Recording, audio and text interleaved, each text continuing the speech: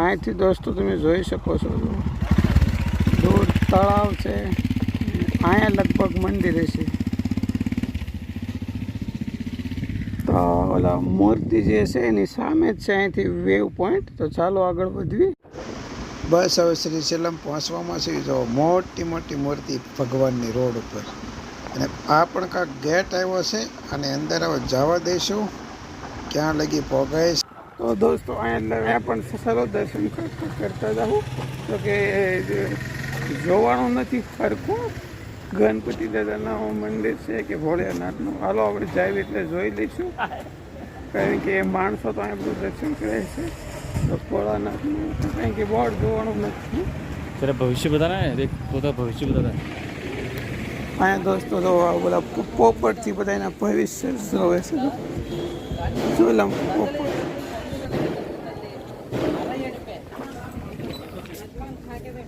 તો આવી ગયા સવી મંદિર. અહીંયા સિંગ ને અહીંયા દુકાનો છે, બધા ફૂલ ઝાડ ને કેટલું બધું નોખું નોખું મળી રહ્યું છે. ગણપતિ દાદા દોસ્તો આ ગણપતિ દાદાનું મંદિર છે.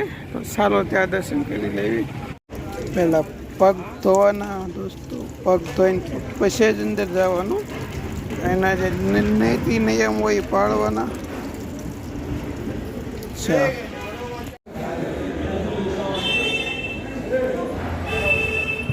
આવી ગયા છે દોસ્તો, મંદિરમાં જઈ રહ્યા છે દાદાના દર્શન માટે.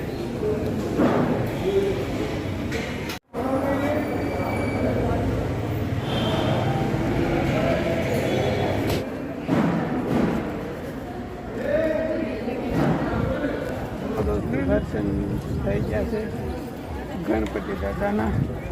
હવે આગળ ભોળિયાનાથના દર્શન કરવા માટે. જો હવે તોતાવાળા પોપટ લઈને બેઠા. જો પૈસા આપો એટલે તરત કે કાર્ડ સીટથી બતાવે. અહીંયા બેઠા. જો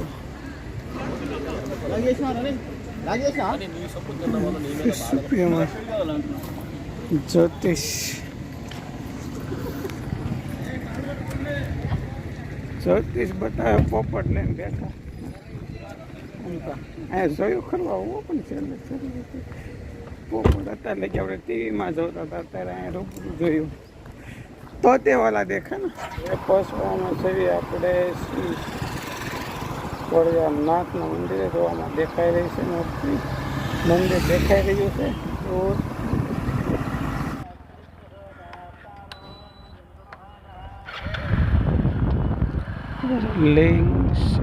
બસ પાર્કિંગ, પોલીસ આઉટ રોડ બસ. અહીંયા પણ મૂર્તિ છે. જો જવાનું કઈ બાજુ છે, અને કઈ સ્ટોપ છે.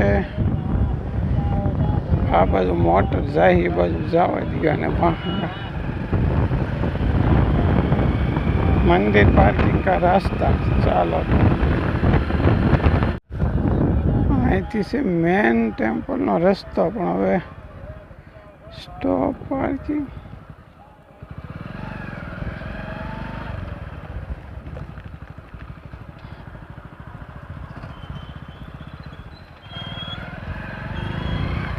જવાનો રસ્તો જડતો નથી, અને પૂછવું પડશે. તો ગેટમાંથી કાઢી છે, જોઈ સીટ કીધું નહીં નીકળે હારી, પણ ભોળાનાથને દયા નીકળે ગઈ હલવાણી નહીં, કારણ કે સામાન છે ને અંદર. એટલે આપણે પાર્કિંગની ખબર ન હોય ક્યાં જવાનું છે. પાર્કિંગના બધા મોટા વાહનના પાર્કિંગ હતા. શું નીલજમાંના ભાડો, પણ મેં એને ભાડો નથી.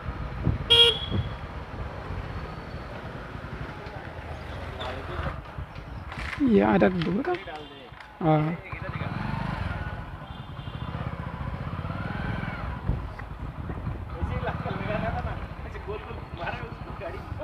हिसाब से रख रहा हूँ।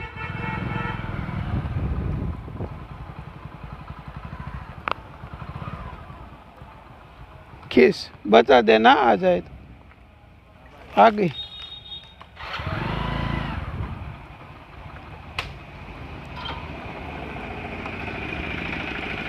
તો ચાલો પહોંચી ગયા અહીંયા મેકી દીધી છે ગાડી. માણસો ખાઈ રહ્યું છે. ભૂખ્યા જ આવતા લાગે. भगवान को बिल्कुल कुछ नहीं तो अपन दोनों घूमते रहेंगे ऐसे साला। ચાલો દર્શન કરવા જઈ રહ્યા છે. બહુ માણસો છે અહીંથી. જો ઝાડ જો है મોટો. बहुत पुराना पेड़ है जो कितना बड़ा ये इसका इमली का पेड़ दिखता है नहीं पता क्या हुआ હવે મંદિર તો ક્યાં હોય બધું ફરી ફરીને જવાનું છે આગળ.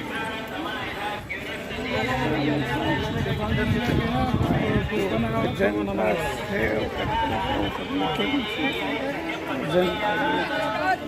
VIP 150. वीआईपी वन होता તો ફોન ને એવું કઈ લઈ જવા દેતા નથી. તો અહીંયા જમા કરાવવાનું છે. ચાલો તો કરાવી દેવી. ક્લોક રૂમ ચાલો 10 રૂપિયા. Mobile department. તો દોસ્તો દર્શન કરી આવી ગયા પણ અંદર કોઈ પણ જાતનો ફોન કે કંઈ લઈ જવા દેતા નથી. તો આપણે પણ એ લોકરમાં રાખ્યો હતો. અત્યારે દર્શન કર્યા લગભગ કલાક જેવો ટાઈમ થઈ ગયો. દર્શન આપણે કરીને વહી આવ્યા. અહીંયા મેં કહ્યા હતા આપણે જોડા 10 રૂપિયા જોડાના. આ તો દોસ્તો આપણું 9મું જ્યોતિર્લિંગ શ્રી મલ્લિકાર્જુન. 9 જ્યોતિર્લિંગ થઈ ગયા છે દોસ્તો કમ્પ્લીટ અને 3 બાકી રહ્યા છે. અહીંથી હવે જઈશું આપણે જગન્નાથપુરી. આપણે 4 ધામમાંથી 2 ધામ થઈ ગયા છે. 1 ધામ જગન્નાથપુરી. તો આજે નહીં કાલે પ્રમ દિવસે મેં જગન્નાથપુરી એટલે કે ઓડિશા પહોંચ્યું. તો ચાલો દોસ્તો જો અહીંયા આ રીતની મૂર્તિઓ છે. આ બાજુ અહીંયા છે હવન કરી રહ્યા.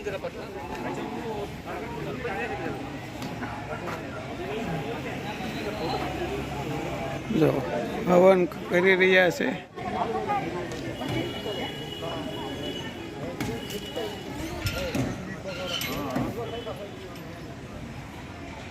દોસ્તો આ શ્રી મલ્લિકાર્જુન ભોળિયાનાથ. પણ આ ગેટ બંધ રાખે છે એટલે આપણે ખાલી અહીંથી ફોટો પડાવશું.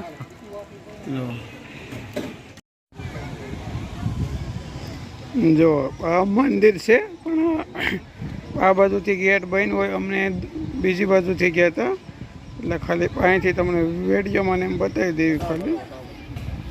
જો અહીંયા ફરીવાળા દર્શન. અહીંયા તમારે અહીંથી ને ગયા હતા અમે હવે ફરી દર્શન. પછી એક 150 રૂપિયાવાળા, 500 રૂપિયા, 300 રૂપિયા, બધે નોખા નોખા પૈસા એવા દર્શન. હાવ ભોળાનાથની શિવલિંગની અડવું હોય તો 5000 એવા નોખા નોખા.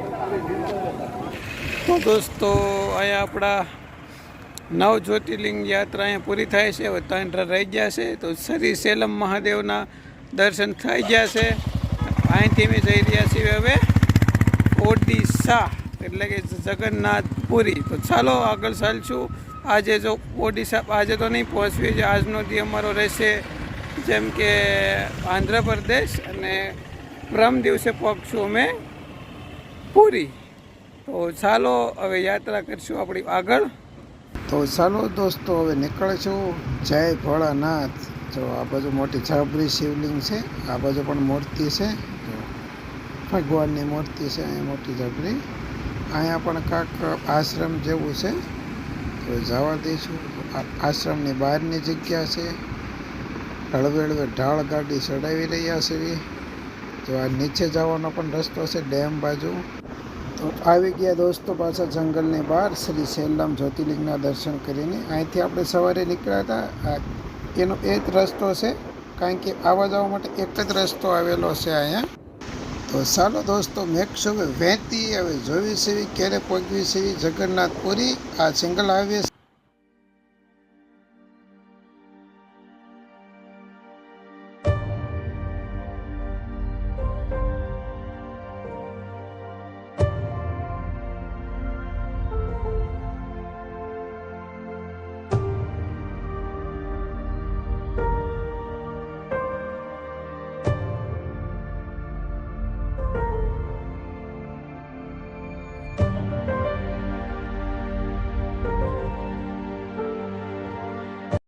તો દોસ્તો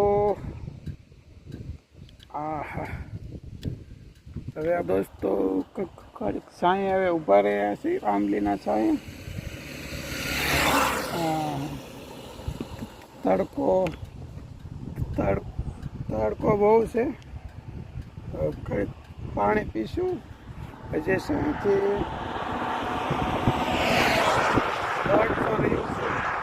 6:30 વાગ્યાનો ટાઈમ છે, પણ મારા અંદાજે 7 વાગ્યા આજુબાજુ પહોંચી જવા જોઈએ.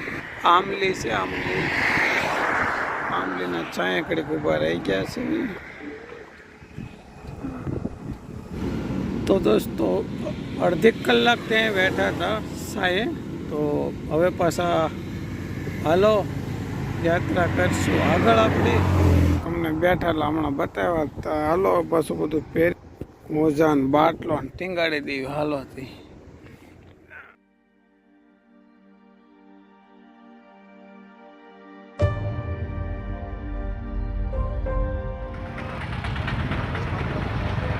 ગામ આવી ગયું છે, ખબર નથી.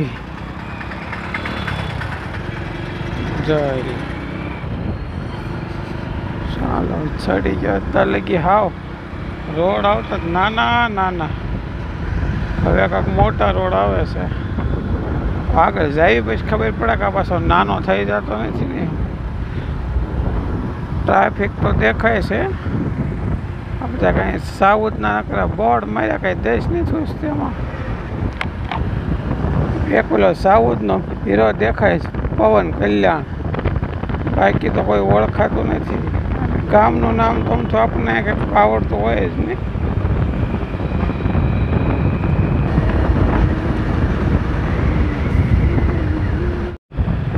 આ બાજુ દોસ્તો જાજમ જાજી તો લીલગીરીનું કામ હાલે. જોવાય ટ્રક ગામડામાંથી લીલગીરી કાપીને લાવે અને પછી એને વ્યવસ્થિત કાપીને અને અહીં સિટીમાં લાવે ખાટેરા ભરી. ડોબા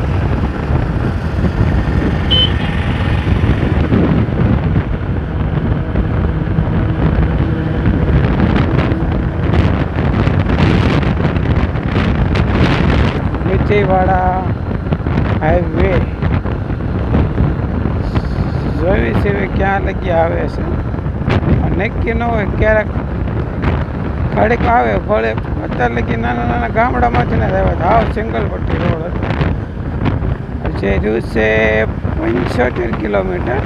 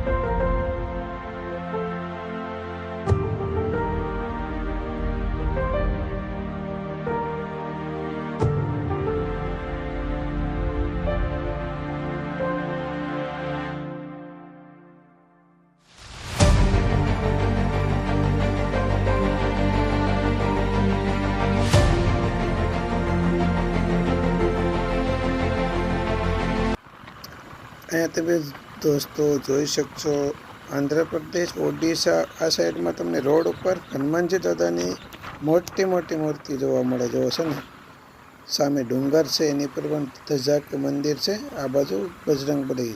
જય બજરંગબલી, જય હનુમાનજી દાદા. તો દોસ્તો અત્યારે આપણે ચડી ગયા છે કલકત્તા હાઈવે ઉપર 1158 કિલોમીટર અને ગુંટૂર છે 17 કિલોમીટર. જોઈ શકો છો. અત્યારે તો આપણે હાઈવે ઉપર હાઈવે, પણ ક્યારે પાછો હાઈવેથી બીજા હાઈવે ઉપર જવાનું કાંઈ નક્કી નહીં, કારણ કે આપણે મેપ ઉપર ચાલતા હોઈએ છીએ. અત્યારે તો તમે જોઈ શકો કલકત્તા રોડ ઉપર ચડ્યા છે.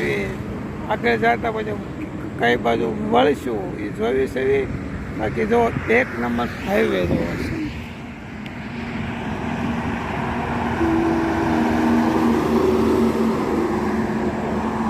આપણે ગાડી 5-10 મિનિટ પાછો પોરો દીધો, કારણ કે એક ધારા કારના ચલાવી રહ્યા છે એવી. કારણ કે આપણો દોસ્તો રોડ ઉપર તો ચાલી રહ્યા છે, પણ આ બાજુ આવવાનું ક્યાંયથી રસ્તો છે નહીં. એક બાર તો રોડ ઉપર ચડી ગયા પછી જ્યાં એનો પોઈન્ટ આપેલો હોય ત્યાં જ તમે જઈ. જો આ તમે મારી પાસે જો તાર ફેન્સિંગ બે બાજુ છે. તો અહીંયા જે તમને દેખાઈ રહ્યો આ તાર ફેન્સિંગ જ છે. ખાલી આ બે રોડ પૂરતું જ છે. બાકી જે રોડ એક ઓલી સાઈડ છે અને એક આ સાઈડ છે.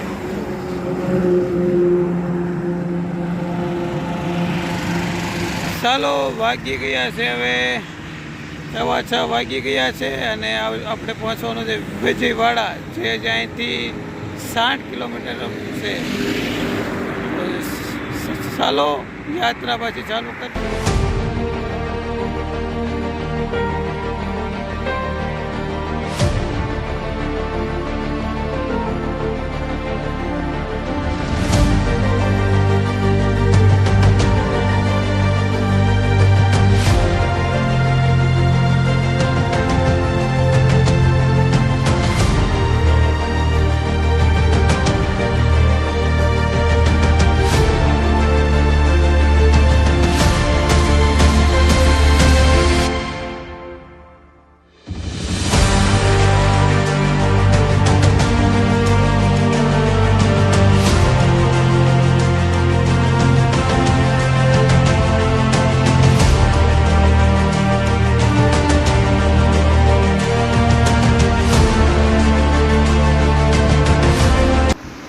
અહીંયા પણ દોસ્તો તમે જોઈ શકો છો બજરંગબલીની મૂર્તિ. તો છે ને હાઈવેને કાંઠે નીચે મંદિર પણ છે. જો થોડુંક તો કુંભટ દેખાય છે. તો દોસ્તો થઈ ગયું છે અંધારું અને પછી 27 કિલોમીટર દૂર છે.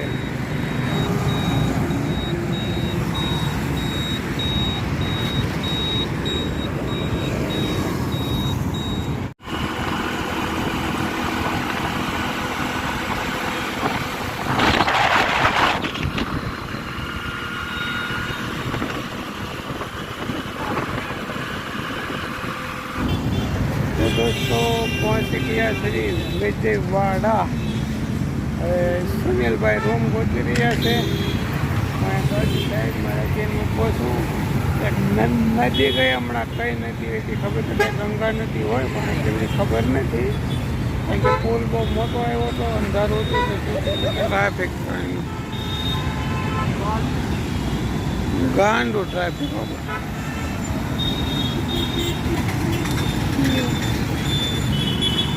માણસોને રોડ પારે જે ટ્રાફિક પોલીસ કરાવે છે એ સારું જ કહેવાય બિચારાને, કે રોડ પારે જ ન થાય એમાં.